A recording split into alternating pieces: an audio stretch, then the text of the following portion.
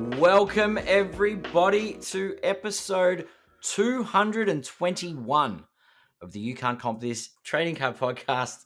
We're your hosts, Adam, Amy, and Russell Gibson. I'm back.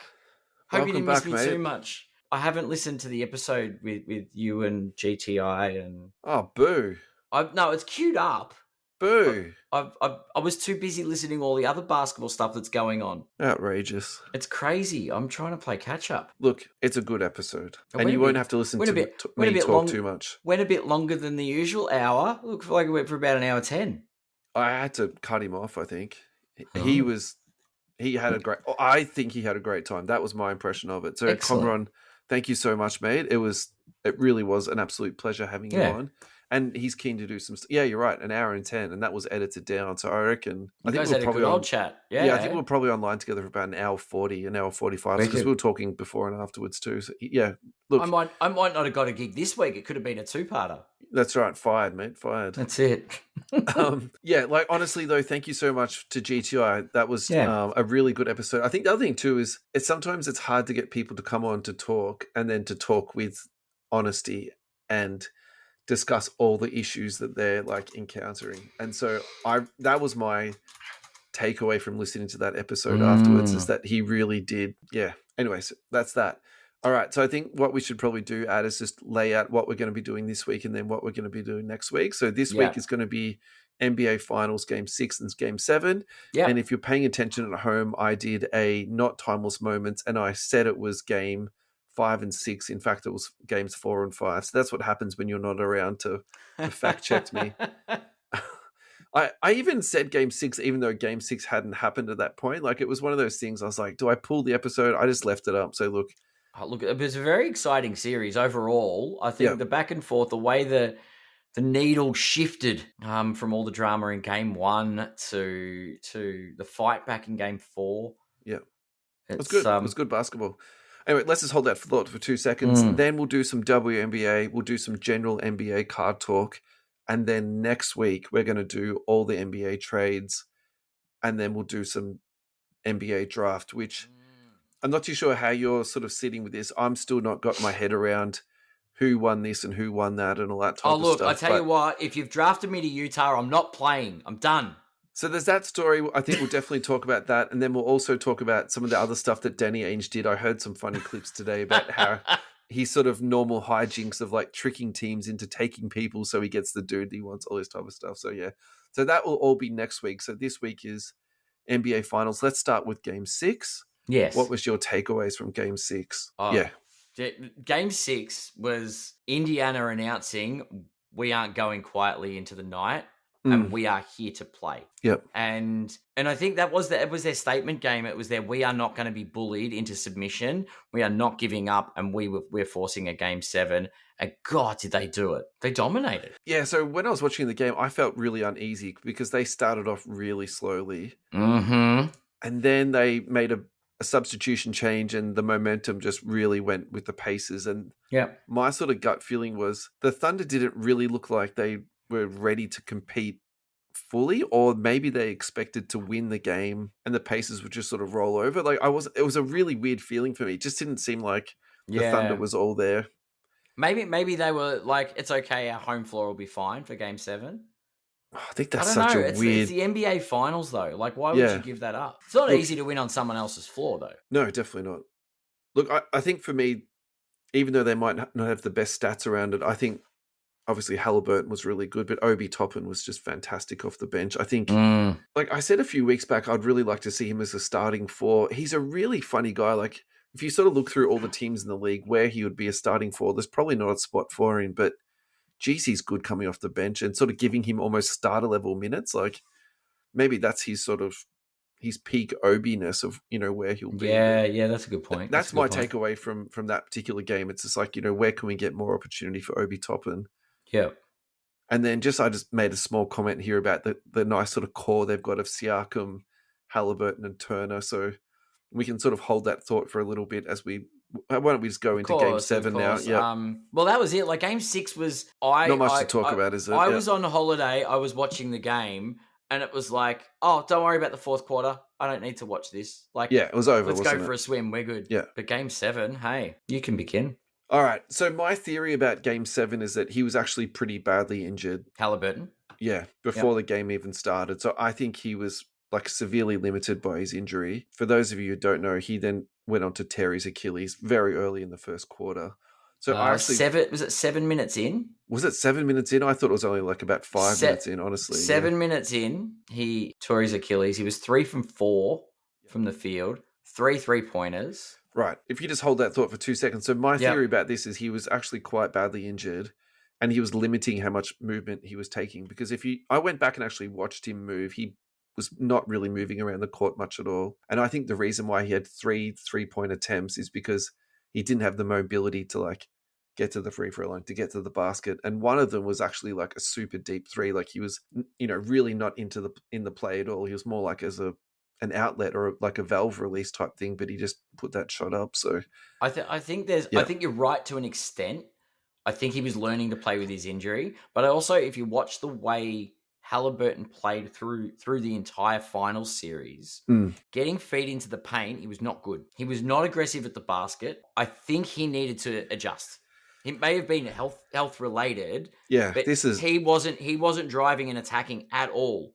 So he had to refigure out how he can be an offensive threat because no one believed it when he drove. Lou Dort had his number, but maybe it was an adaptation. I think Dort is a really bad matchup for Haliburton, and I said that at the start of the series, and nothing that I saw, changes my mind on that. Like the Thunder made a lineup change at the start of the series. I actually thought they should have put Caruso or Dort or both of them into the starting line. That's, to me, they were the worst matchups for Haliburton, just absolutely hands down. I think when they went back to Hartenstein and Chet is when they were the scariest. But yeah, interesting. I just like Dort on Haliburton. It's just like a nightmare matchup. Anyway, look, I think what you're saying is correct, but for me, it's just all to do with his mobility and his lack of mobility for me. It was just so hard for him. I think the worst part is we'll never know what we were going to get out of Haliburton on that day. Yeah, we're going to talk more about this later on down the show, what it's going to mean for the Pacers, what it's going to mean for Haliburton. So I think we now just congratulate the Thunder. So for me, I think they're a fantastic champion. I think you have a differing opinion on this. I think they were the obvious champion. I'm not going to give them the kudos of saying they're a generationally great team. Statistically, on paper, they had a good season. They had this amazing all-time level performance, but I think as the experts have all nitpicked, give a bunch of recent teams.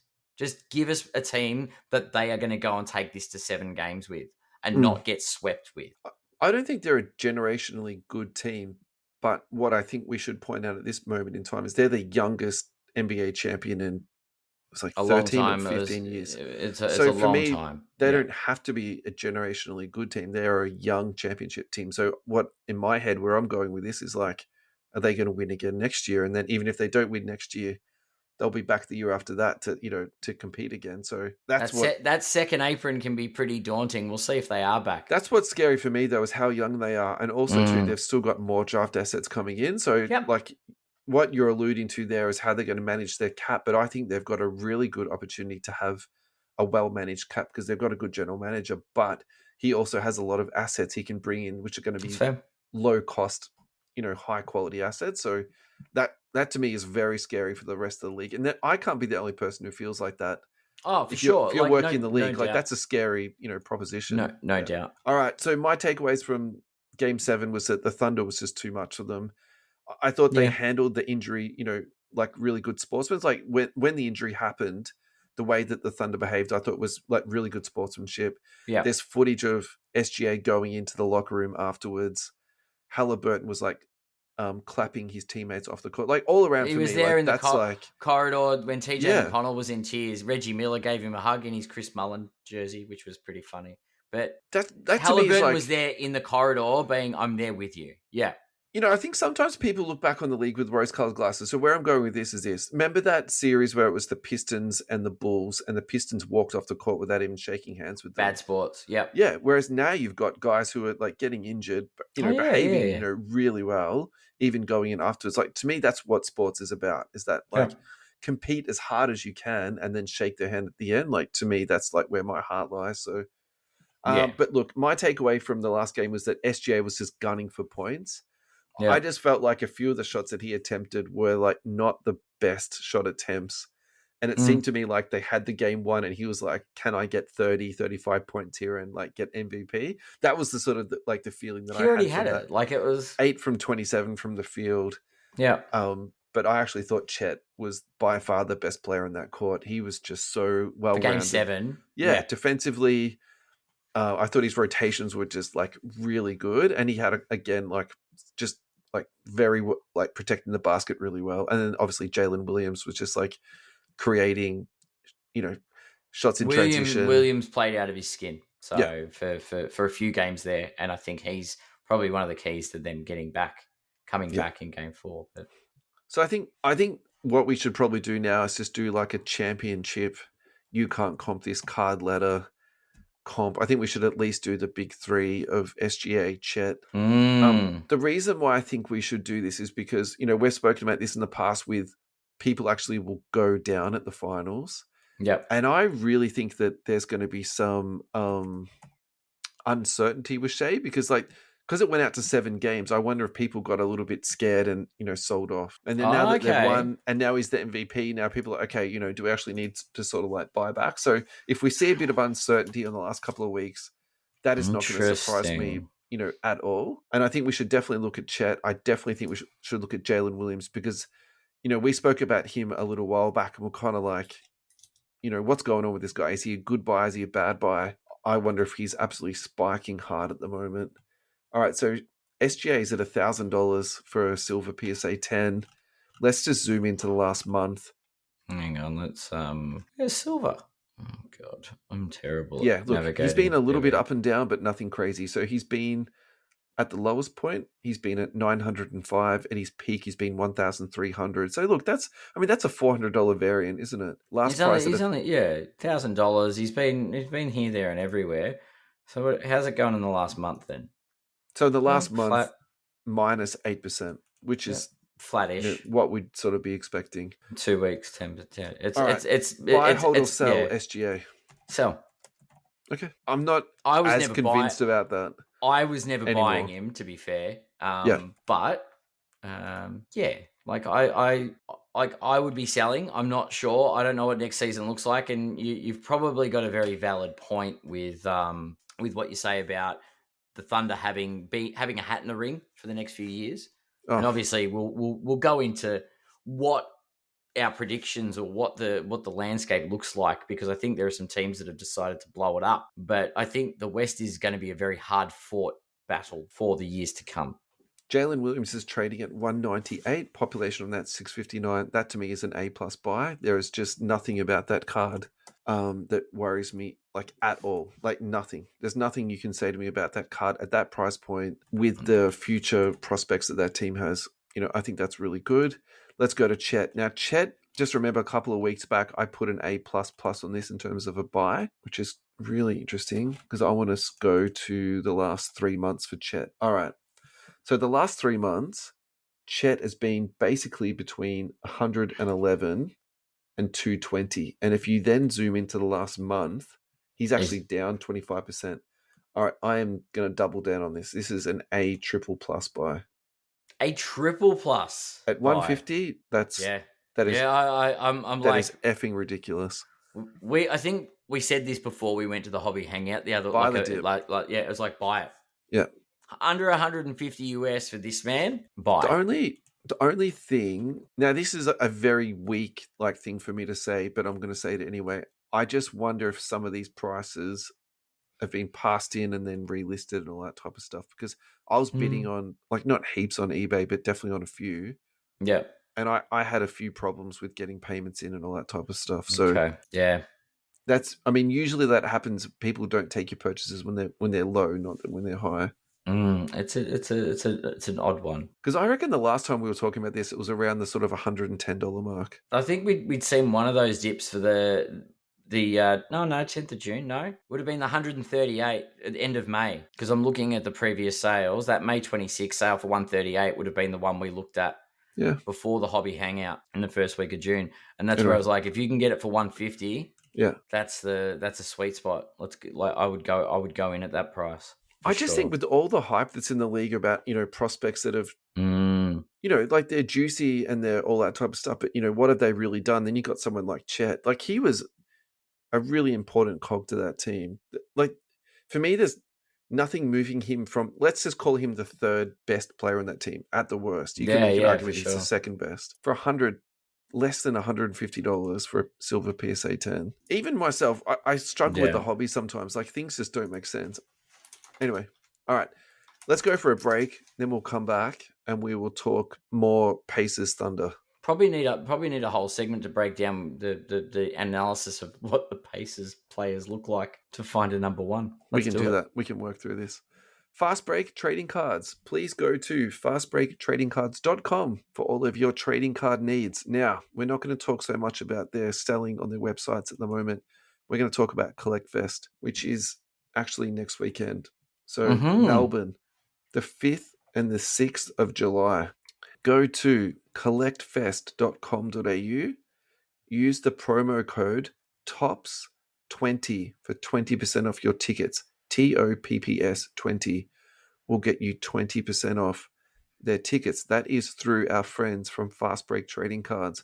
Also, last week we announced Leonard Copeland will be at the Fast Break Trading Card booth doing autographs, doing pack battles, meeting all of his fans. Then also this week, the lads have announced Archie Thompson, the former Socceroo and Melbourne Victory legend, will be joining the Tops and Fast Break stand on Sunday between 12 and 2. Now, for this one, it's the same as Leonard Copeland. Bring in your memorabilia that you want Archie to sign. He will sign it for you on the day in person. So cards, clothing, any other memorabilia that you've got. If you don't have anything and you would like to sign something, the lads at Fast Break Trading Cards have got photos of both Archie Thompson and also Leonard Copeland to get signed too. So guys, congratulations on your joint sponsorship and partnership with the Collect Fest. You absolutely deserve it, and well done for all these amazing announcements and activations that you have for your stand. I'm looking through Collect Fest. It's going to be huge. Yep. I cannot wait to see the guys from Fast Break there, but there's going to be everything. You got coin collectors. You're going to have shoe collectors. You're going to have comic collectors. Yep. If you're a collector, this is the place to be. That's time to collect. Yeah. Yeah. Collect yourself and off to Collect Fest. That's it. Alrighty, Adam, we are back. We are. Right. I would like to know what is happening with Haliburton prices. Because... Can I do that? Is it too soon? Nothing is too soon for this show, mate. I know. I feel so bad for the guy. Just say it. I'm just heartbroken for the guy. Yeah, it's bad. It's really bad. It's a really bad outcome. And I think the thing that was going through my head was he was in a world where he could have walked away as a world champion. And then he wakes up the next day where he's not the world champion and now he's got a 12-month injury. Yeah. It's messed up. It's like, I think as much as, sports are the best thing ever, they can also be, the most heartbreaking thing ever too. Do you know what I mean? It's just like he's just literally experienced both ends of the spectrum in one day. So we've previously spoken about Haliburton being a very, very volatile asset. Mm-hmm. This is what I wanted to tune in and look at, is just see what he's now doing at the moment. So in the last month, he's down 33%. Mm-hmm. He's trying to figure the best visual, but I think 3 months is probably the best visual. Currently trading at 285. Yep. The highest in the last month is 450. Yep. And then if you go back to 6 months, that to me is probably the most interesting thing, because at 6 months ago, he was trading in that 150 range. Mm-hmm. And then he had this huge spike up to 450. And then you can see it coming back down again. So look, I do wonder in the next 6 months if he doesn't go back down to 150, 125. We already know he's volatile. Then for him to experience something like that, I cannot see anything else than the downward spectrum. The really ironic thing about this is that if you go back to the last 6 months, he's still plus 80%. Yeah. So it really does depend when you hop onto this Haliburton train. Yeah. I'm holding a lot of Haliburton because he was a Kings guy. I would just generally go into Kings breaks. Yeah. So I've got a lot of it. And actually some of my mates, my drinking buddies, were razzing me about how much money I just lost on Haliburton. Because I'd been tossing up. I was like, do I sell it or do I just wait a couple of years and sell it off, later on? So they've been basically just teasing me about that. All right, let's move on from that. What else do we need to talk about? If we click on the next link ad, we've got a lovely card ladder comparison. We've got the Tyrese Haliburton PSA 10 Gold Prism rookie card, which sold for $34,000. Comparing that to the SGA, also gold, number to 10, Gem 10, and also Auto 10 sticker autograph on that one. That sold for $36,000. I think now that we've had the injury and we're comparing the two, it's just laughable because obviously the SGA is far more valuable at this point in time than the Haliburton one. I would have loved to say I'd take the Hali. I'd love to say it, but I can't. It's the SGA. I think if he didn't have a torn Achilles, you would take the Haliburton. Agreed. Because I think that's just a more desirable, like a true gold is more desirable than like Prism autographs just don't move the needle that much. And it's also a sticker. But in saying that, it's gold Gem 10 though. It's a Gem 10 and also the sticker is a 10. So there's not a lot that's actually, taken away from this card. Yeah, it's a pretty flawless card. So I think the question for me is, which I probably think is the most relevant at this point in time, where does that card, what's the value of that card in 10 years' time? Of the SGA? Yeah. It depends on what happens in the next 3 to 5, hey? And I'm not wishing anything bad, but Tyrese Haliburton just had the next 12 months of basketball stripped from him. SGA could do this in game 2 of or halfway in the lead up to next year's All-Star break, snap his Achilles. And I'm obviously, let's touch wood, that doesn't happen. This year was a record for Achilles injuries. So we could definitely talk about that. So if they win, if they do go on this trajectory where the Thunder win, I hate using the dynasty stuff, but they've got this continuity plan where they win and they're in the finals and they win one, they lose one. It's the Cavs and the Warriors all over again, right? Yeah. Awesome. This card goes up. I'm not denying that. But what happens if next year's the year Wemby takes over? What happens if the Thunder don't make it to the finals for another 5 years because they can't get past the Spurs, because the Lakers have done something, because the Nuggets have retooled? The West is scary. Yeah, it's pretty stacked. And there's obviously that inherent risk. And a lot of high-end what-ifs. Like, I don't think the Spurs are going to make the finals next year, but I think they're going to be good. Oh, yeah. I don't think the Lakers are going to make the finals next year, but I think they're going to be good. And same as the Nuggets. It's like, but they all could make the finals too. So that's the other thing. It's like, every team is one injury away from having to rebuild. Yeah. And so being able to predict that 10-year, 20-year price is so hard, especially with his age. But if the trajectory he's on, he's going to be a multiple, perennial all-star, multiple finals appearances. He's on the right trajectory. That's for sure. Yeah, I definitely agree with that. And I think without going into this too much, Boston's not going to be the next year.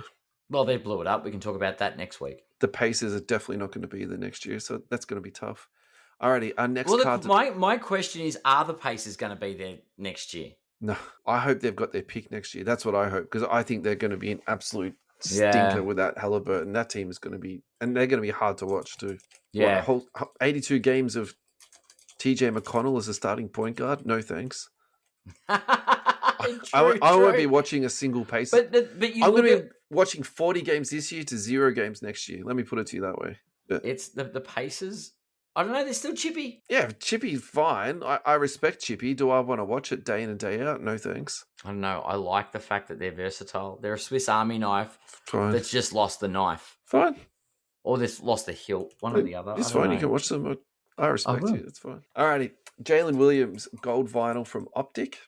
1 of 1. BGS 7.5. And the Andrew and Nembhard Black Prism 1 of 1. Yeah. Sold for $2,500. Look, this is a tricky one because it's not a 1-for-1 comparison, being it's Optic contenders versus Prism. And the black for Prism is an insanely collectible card. I didn't actually pick that up so it's actually graded authentic. It doesn't have a PSA grade on it. I'm going to go with the Jalen Williams just for the fact that it's of a much more significant player, but I would probably say the card with the highest upside is the Andrew card, just for the fact it's I think the black. Nembhard, it's a black 101. But Jalen Williams could be All NBA 8 times by the end of his career. That's a very, very, very valid point. You know what I mean? It's like, what do you want? Do you want the better card of the, the crapper player? I don't know. I think Nembhard's underrated. And the thing about this is they are so young. They're so young. They're not even in. This is not even their leap season. Next year is their leap season. Nembhard could. You know what? Nembhard could become that guy. It could be the Tyrese filler makes him a better guard, makes him a better facilitator. I actually thought Ben Sheppard was going to get the lion's share of those minutes. Interesting, isn't it? Although no, but look at the job the Nembhard did on SGA. Jalen Williams needed to really step up because SGA was getting towed up by Nembhard. I don't know. The Indiana side of it for me is I really like that team, and I'm sad that they've lost their engine. So ESPN is actually predicting what you just said, that Nembhard will be in the starting lineup as the point guard. Mathurin will be the starting shooting guard. Naismith at the 3.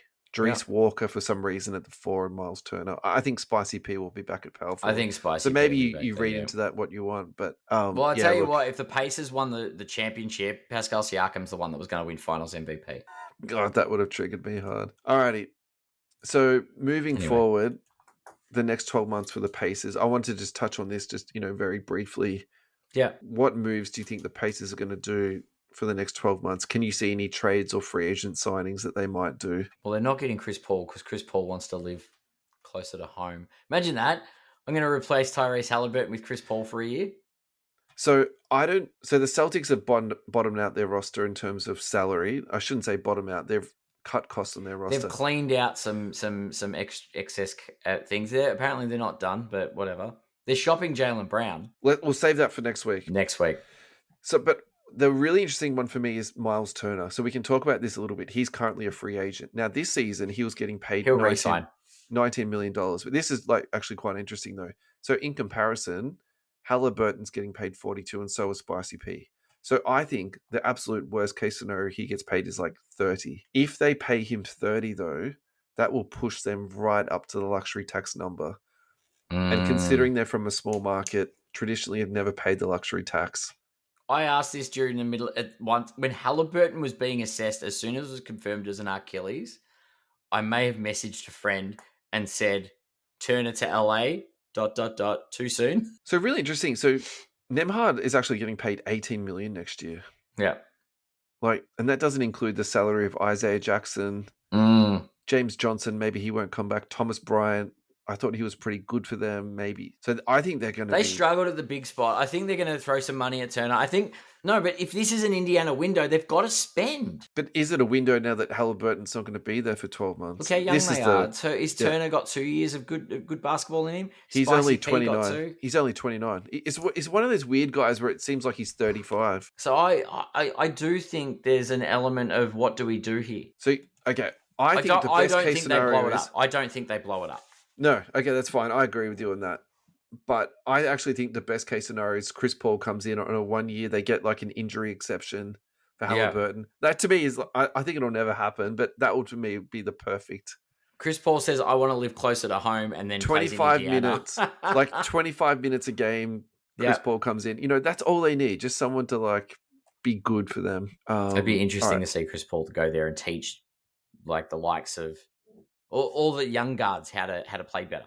Yeah. So I think looking ahead to next year, the two that I've earmarked is Ben Sheppard and Mathurin. Neither of these guys are on... Mathurin needs to take a step. Yeah. Neither of these guys are on card letter. I had a really quick look on 130 Point. Yeah. I found a few sales here. Silver raw for $6.50. This is for Mathurin. Yeah. $8 for a raw, $7 for a hyper. These are all raw, sorry. I won't just keep saying raw. Mm-hmm. $12.50 for a silver, $8 for a silver, a PSA 10 for 61. So it's it's literally the $8 to $10 mark versus plus $50 for grading. Yeah, I don't mind that for $60. Actually, I think that's I'll take that. That's a nice little gamble. I think if you're gambling on someone with a bit of upside, he had a huge game. Yeah, with 27 points, whatever it was. He was one of the ones I thought in Game 7 that if he switches it on and starts getting hot, the Pacers could really have a crack here. Now, looking ahead to the next 12 months, this take into account what you said before and also what ESPN said. This is Ben Sheppard. Yeah. Silvers at $1.45. A select silver patch, that's a napkin patch, but it's a jumbo for $2. Another silver for $1.50. A select silver for $2. A red, white, and blue for $1. Like, this guy's literally in the dollar bins. I think if you're looking for some low-end prospects on someone who's going to get a lot more opportunity next year for obviously all the wrong reasons, but it's still going to happen, I think, Mathurin, Ben Sheppard, and Nembhard. And look, actually, now that I've looked at his contract numbers, I think Nembhard is the obvious one. And I didn't have that in the run sheet, but I missed that when I was doing prep. Yeah. If you're paying someone $18 million a year and your starter has just injured themselves, like, why would you not play him for 35 minutes a game? Get value for money out of him. Right. And he showed flashes of being able to do it. Sheppard he's 2 years younger though. He's going to get paid 2.7 next year and $5 million the year after. Yep. So look, maybe Sheppard and Nembhard is what we should be looking at. Agreed. All right, let's go for a break. US Sports Cards Australia, thank you very much for your ongoing love and support to our show. We are very grateful for you coming on and give us your ongoing sponsorship. Now, Ross has got some exciting updates. Now, last week we spoke about the member who used the promo card You Can't Cop This, and that means you get a free submission. So in the instance we cited, it was like 600 plus cards, 6 cents a card is the normal price. That was all 100% free. Now, this week, Ross has had another massive submission, and he's also been doing pretty well with the sales too. So at the moment, for Ross, he's very, very happy with how it's all going. Okay. Don't forget, when you send in your submission form, all you need to do is write anywhere on the form, You Can't Comp This. It means you get a free submission. Please take advantage of this. What we're talking about here is all the cards that are sitting in a box in your room. They're not going to be sold. You don't want to list them. Ross will take care of that for you. Put them on to check out My Cards Australia. He'll multi-platform list them, all that type of stuff that he does for you. It's all taken care of. Money goes into your account. Also on their page, they've got sports breaks, hobby boxes, collectible protection, sports memorabilia, and toys. Obviously not as good collectible protection as what Comron's got at GTI, but that's okay. We can look past that. Maybe we need to get a deal between GTI and US Sports Cards Australia. Maybe. Ross can be the distributor. I like it. That's a great idea. Very clever. I might need to be a middleman for something. Alrighty, we are back. Adam, how are you doing? I'm very good. Are you refreshed? That's the real question. Because normally about this point in the show, we start having some drinks and... It's easy to get parched by this stage of the show, but I'm good. I'm tracking well. All right, so let's just do a little bit of setting the background for this segment. So we're going to be talking about WNBA product at the moment. Just for some context of what's happening at Panini, obviously their license is running out in, well, it's really 3 months now, isn't it? Yeah. October is when Fanatics will be doing their, day one release. Yep. So that means that Panini is left with less favorable licenses. And that's what they've been doing. They've been sort of zigging while Fanatics has been zagging. They've kept WNBA. They've got some boxing licenses. They've got some soccer stuff still of some sort of lesser leagues. And if you haven't been following the WNBA landscape, Caitlin Clark is the equivalent of Michael Jackson of the world of sports and entertainment. Like, she's literally 4x the attendance and also the TV views that the WNBA has been getting.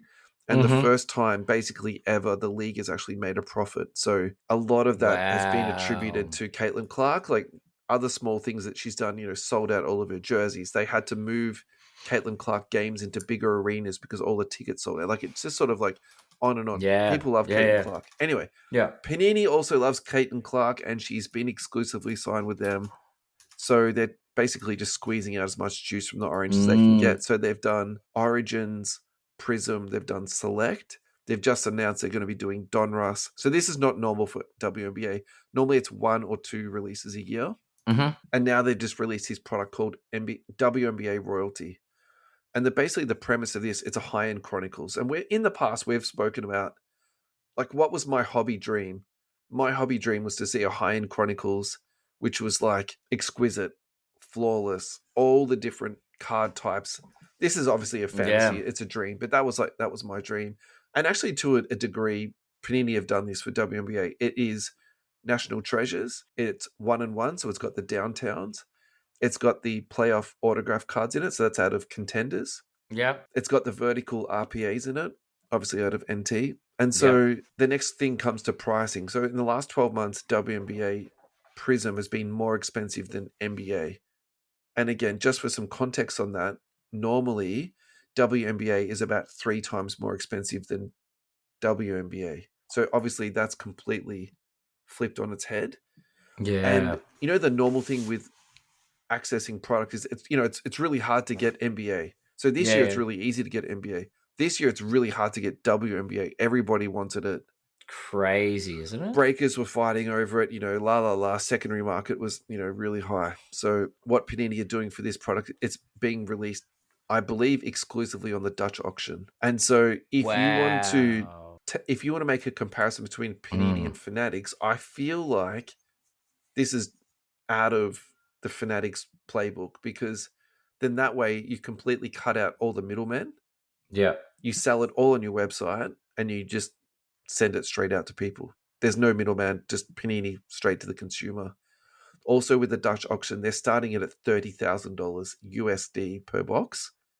And the floor of it is $3,000 a box. And keeping in mind, the format of the boxes is 2 cards, similar to what 1-1 is. So let's just say you get a box for $5,000 USD, which is way higher than pretty much anything that's come out of NBA like the last 12 months, obviously with the exception of Flawless. iMac wasn't that expensive. National Treasures definitely wasn't that expensive. It wasn't $5,000 USD a box. That's insane. It's insane. And so the other thing too is if we're I'm looking at this Instagram post, like I'm just watching the video.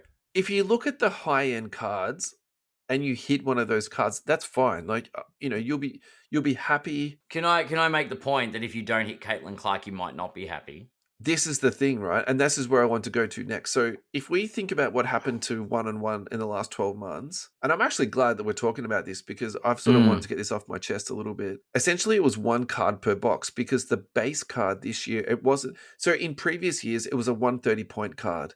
And it was a beautiful card. It was in the One Touch and it had the nice Panini seal on it and it was lovely. So this year, what happened was they were like 35-point cards. They went into the One Touch bent and then they were moving around during transport. So what would happen, and it didn't just happen to me, it happened to other breakers too. Yeah. You take the card out of the box and it's like halfway jammed down the One Touch. So then you have to open it up.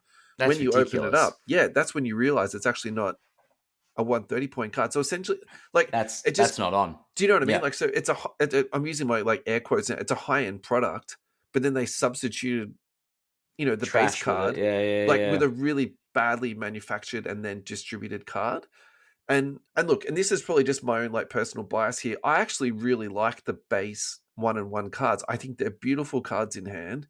Sure. The photography is lovely. I think the finish of it is absolutely beautiful. And often they're really like cheap cards. Like no one gives a fuck about these cards. So you pick them up out of like dollar boxes and $10 boxes, maybe like a $20 box, or you pick them up cheap off eBay and they're just kind of like nice to have in a box. Maybe you can use them as traders. Maybe you can put them in as like skunk prize. You know what I mean? Like they're just kind of like nice, like super nice filler cards. Whereas now, like this year, they've just like, I really feel like it's a middle finger to the people who are, buying those boxes and stuff. All right. So, anyway, so I've completely segued here. Let's go back to, WNBA. So what my fear is, you don't get a downtown. You don't get a kaboom. You don't get a kaboom. You don't get a vertical RPA. You get some random veteran autograph and a crappy like base card that's bent and jammed into the One Touch. Like that to me is And let's just really doomsday this. And you paid $30,000 for the box. 30,000 US for a box, and you end up with crap. Like I think, and for me also where the nightmare is like what was so fun about WNBA was that they used to be $300 boxes, and it genuinely felt like you were getting good value out of each and every box. Like, of course, there's always stinker boxes. I'm not trying to sit here and be like, oh yeah, back in the day, every single box was awesome. No, it wasn't. Like every single box wasn't awesome, but it was way better than $30,000 for 2 cards. So, look, I'm really, really, really torn on this, and I agree. I think, it's tough. I did a feed during the week and I was speculating. I was like, look, what would I be happy to pay for these boxes? I was like 2,000 Aussie. But if the floor is 3,000 US, that's 4,500 Aussie. Then you need to pay taxes and all the rest of it. This is just an example of Panini trying to money grab. Well, I wonder if it's of course everything that Fanatics does is a money grab. Everything Panini does is a money. Let's just move that out of the way. Yeah, I get that they're trying to make money. Yeah, but I wonder if this is like no. But I think this is a step too far. No, but this is what I think about that is I think they're cutting out the middleman, right? So now they are the middleman. Okay. They're the distributor and they're the middleman in this particular equation. If they're doing it all, if that's 100% Dutch auction and no allocation, yeah, that's what that is there. I saw a Facebook post about this and someone was complaining saying that, Panini promised us there was going to be no other rookies for this and that's why we spent heavily on Prism, Select and Origins, and now they feel like their other cards are being devalued, but I don't think that's true because either it's collectible or it's not, and then they've just literally produced all of the really, really collectible cards for a very high-end rookie class. Yeah. Downtowns, kabooms, vertical RPAs, sure. Like that's the stuff that people want. I don't think that devalues Prism at all. I think that's a different collectible pie altogether. Maybe the one where it does devalue is Origins. So you've got like your RPAs out of Origins, or maybe your sticker select autograph because now you've got an on-card NT autograph. You know, maybe that's what you see, but I still double down on the fact that, and I'm going to call a spade. If you don't pull Caitlin Clark, you're not getting value. 100%. Because we obviously rebutted when Sports Cards Nonsense were talking about Wemby, the only people in the NBA that are worth getting are Michael Jordan, Kobe Bryant, LeBron James. Everybody else is not worth investing in. We're not at that extreme, but we're literally, it's one player. She's rejuvenated the interest, but there's no market yet. You can't put the price up and make it unattainable for people when the interest has just been sparked. They're shooting themselves in the foot. I think that's not a bad thing to say. So my comment to that would be that if it wasn't for Caitlin Clark, these boxes would be $1,000, not $30. You reckon they'd be $1,000 still? Yeah, probably. All right. Do you think the WNBA would be profiting right now if Caitlin Clark wasn't? No, definitely not. I'm just trying to say, like, you know, just for context, like, because there's still Cameron Brink. There's Angel Reese's, which people love to hate on, you know, and there's another good rookie class that, you know, that's going to be coming through. But yeah, no, definitely not. But I want someone to show me a WNBA card of one of these other players that is sold for tens of thousands of dollars. No, definitely not. There's literally nothing. So that's what I'm saying. Like a Brink Kaboom might get you $500, but is that that $30,000 buy-in, is that worth it? No. It's going to be really tough. So I actually wonder if the play on this is you just let this all play out and then you hit the secondary market and you hit it hard. Yeah, for sure. So you're like, look, my budget was $5,000 I was going to spend on breaks. Can I make fun of Panini and say that this is the Gary V Friends release, basically? Anyway. In my opinion, this is a million times better than Gary V. And that statement may come back to haunt me in the future when it comes to future purchase pricing and all this stuff that he's been talking about. He's trying to market. Oh no, I'm not going. No, I don't mean to trigger you. We're going to a break. We're going to a break. Let's go to a break. Yeah. We are back. Adam, are you pumped up for the last segment of this week's show? Certainly am. We didn't go down the Gary V rabbit hole, but that's okay. We are going to go down my favorite alleyway to go down, and that is the Schadenfreude alleyway. We're going to talk about a young man who was handcuffed and carried out of a trading card show by his arms and legs. Young man, if you're going to steal stuff, probably just fess up to it when you get caught. Have some self-respect. Let the cops put the handcuffs on you and just walk out. Instead of being posted viral millions and millions of times from millions, unless millions is not the right. Well, the funny thing is, multiple angles. One of the shots there's actually someone else recording it. Somebody in the comments, it's got, this is the 7th different angle I've seen of this. It's great. There's someone actually in the background filming it. Yeah, it's fantastic. Look, I think there's so many different ways to get screwed in this hobby, and I need to be careful the way I say this. As far as I'm aware, in Melbourne, this is not a big problem. As far as I'm aware, most people go to hobby shows, they're pretty honest, and this type of stuff doesn't really go down. But it's always good. Yeah. You need to keep your faculties, I think people are aware, though, right? Like, people... We should be aware. You've got to have that level of common sense to... Yes, we have an amazing group of people in this hobby. Yeah. But if you're carrying things that are worth a lot of money, look after them. Yeah. Yeah, that's right. We don't want to over dramatize. However, what I do want to enjoy, and I just want to sit down and enjoy. I'm just watching this video as it's looping. We just need to enjoy this man getting caught and being carried out by his legs. When you sent me the link to Pokemon Thief Gets Caught and dragged out, I'm like, finally, the person who's been breaking into all the shops in Melbourne's been caught. And I'm like, it's not that guy. This just makes me happy. This really just makes me happy. Anyway, look, I hope all the owners got their stuff back. And agreed. All right, let's move on. Good news. GameStop. GameStop is the EB Games of America. If you're following them, good way to pay. Yeah. If you're following them, say, I don't know, maybe 5 years ago, there was a huge thing where people on Reddit went through and bought up all their stock and essentially saved the company. As a result, they've got an absolute boatload of cash to spend. And so I think as the video games market is changing, so for example, Switch 2 games now don't come in cartridges. Even if you buy the game from the shop, you get a code and then you download it. So like you can clearly feel the whole market changing for GameStop EB Games.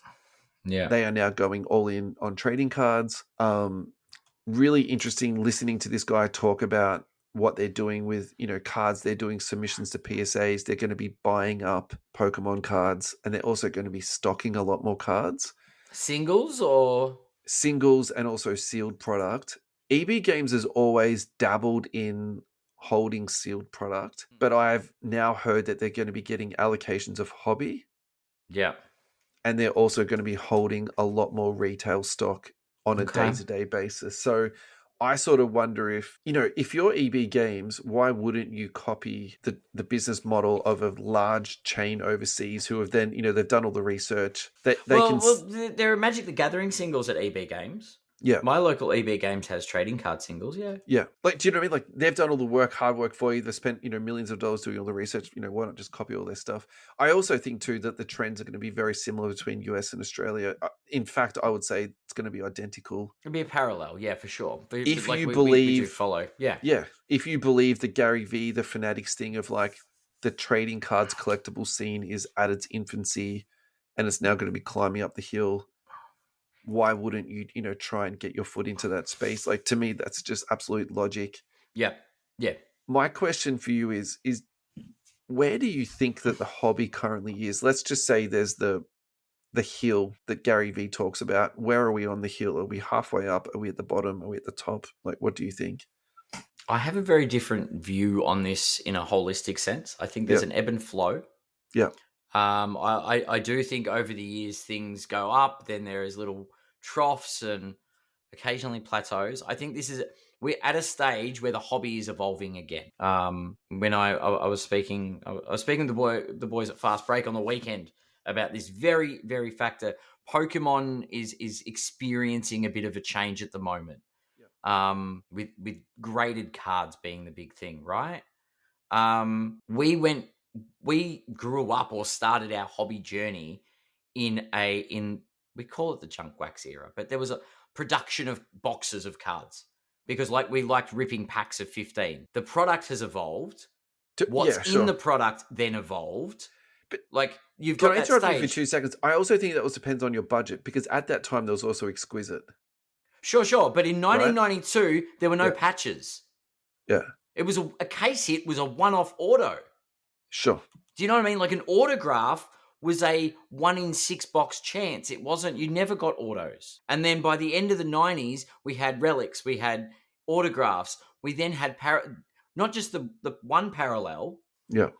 We went to 5 parallels. We went to a rainbow that was 7 or 8 parallels. We're now at a point where there are 50 parallels. So every little bit of that evolves. We've got, I mean, it was short-lived, but it was an attempt at revolutionizing it with the NFTs. Yeah. Like Panini tried Panini Instant. Topps have got Topps now. The product keeps changing and it keeps evolving. Yeah. What I do think is there are more people getting into it these days because they see the value, the potential value in looking after collectibles. So that's a really long-winded answer. No. I don't think it's growing. I think more people are staying, but it's just an evolution. It's always been an evolution. I actually, I'm beginning to believe in the Fanatics business model. Ooh. And I'm also beginning to believe in Gary V's opinion of it's like we're just starting. Scratching the surface a bit. So the reason why I agree with. I'm starting to believe that is, for example, I watch. I don't watch free-to-air TV. I watch streaming services. Yeah. And I actually watch a lot of YouTube, and I'm sort of not prepared to publicly admit the crap that I watch on YouTube, but I watch a lot of junk TV on YouTube, right? Brain rot content. Yeah, it's just background noise while I'm working or tidying or whatever. Sure. Anyway, it's like having the radio on. What my grandma used to do, having like 3AW on in the background. That's what I do. Sure. Anyway, I also am too tight to pay for YouTube Premium, so I have all the ads. You watch all the ads, yep. And I get a range of ads between dog food, which I don't have a dog, and retainer cleaning equipment. I don't have a retainer. I'm also now getting Disney Lorcana trading card ads. Yeah. Right? And so, very long-winded of where I'm going with this. Do you remember the last advertisement that you saw on YouTube or any other streaming platform paid for by Panini in the last 12 years? Nope. Right. And so I think one of the things that Fanatics talked about in their book that they wrote before they took over the licenses, well, maybe they knew they had the licenses already, but they talked about doing things differently. They talked about growing the hobby, and they talked about investing in the hobby, and la la la la la. I think I think they've got a budget now for spending on advertising, and you're seeing their footprint more around. So they've been in Times Square in New York. I've seen the advertising stuff. I was driving down the freeway the other day in St. Kilda. They had a billboard up for ESPN, and for some reason there was some Topps thing in the background on that, and whether that was like a combined promotion. Disney had an ESPN because ESPN came to Disney. Yeah. So do you know what I mean? I do really think there's more of it in the spotlight. Yeah, for sure, definitely. And still shocked by your agreeing with Gary V, but yeah, look, I think he ruined Darren Fox for me, but I don't think he's a bad guy. Fair. You know what I mean? So look, I really do think this is just the beginning, and I think they're going to find more ways to, innovate and get in with people. And like, for example, the Fanatics Fest, like we didn't have a Panini Fest.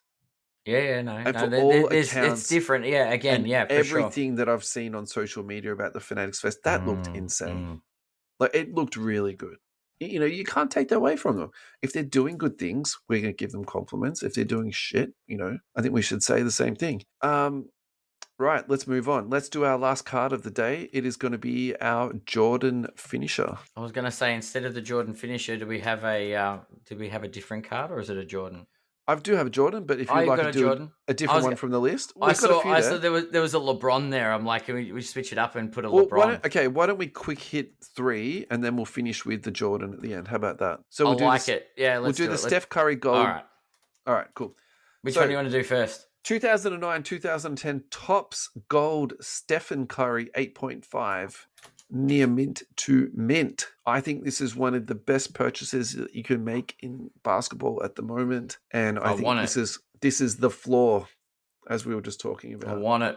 This sold for 5,200. Population on this is 171. Obviously, the maximum on this is going to be 2,009. Yeah. I think the fun thing for me is like, what is his card going to go to? Like, if we've got Jordan selling for $25,000-$30,000 with a population of 5 or 6,000, crazy, isn't it? Why can't that go to 25,000 even at a BGS 8.5? Yeah. Why can't that be a 50K card?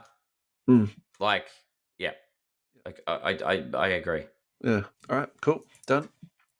Next on the list is a LeBron James Logoman NT BGS 9. That sold for $68,320 via Golden's auction.